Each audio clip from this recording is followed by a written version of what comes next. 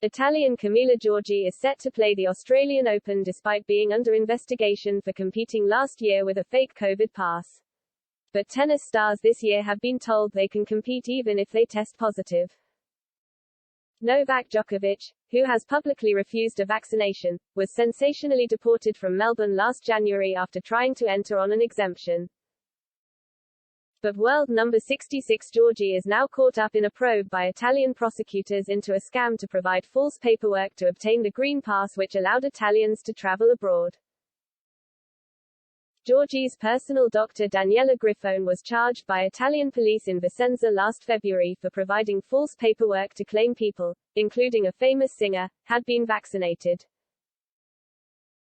And Grillone told Italian newspaper Corriere del Veneto, "The Giorgi family has been under treatment with me for a long time." Camila Giorgi suffered from the so-called tennis elbow. Shortly before the beginning of summer, she had come asking for the possibility of obtaining false attestations of all the mandatory vaccines, as well as the COVID vaccine.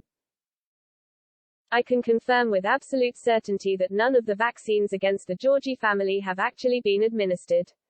I have not received any payment in that case. I am deeply upset and sorry for my action."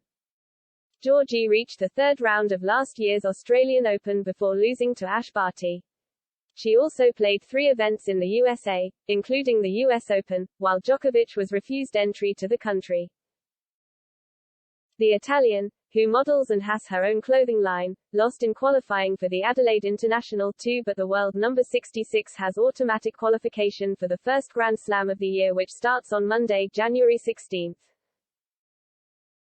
A WTA statement said, "We are aware of the allegations and are currently monitoring the situation and any investigations that may be brought forward.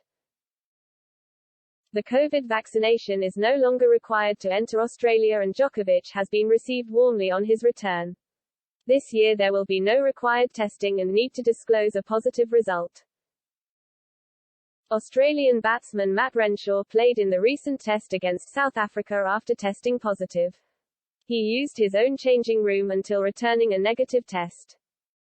Tennis Australia chief executive Craig Tiley said, "It's a normalised environment for us and, not dissimilar to the cricket, there will potentially be players that will compete with COVID. It is entirely up to them if they tell us they're positive or not. We're encouraging players as well as encouraging staff that if you're feeling unwell, stay at home." Novak Djokovic and Nick Kyrgios will continue their bromance by replaying their Wimbledon final in a warm-up match at Rod Laver Arena on Friday, 13 January.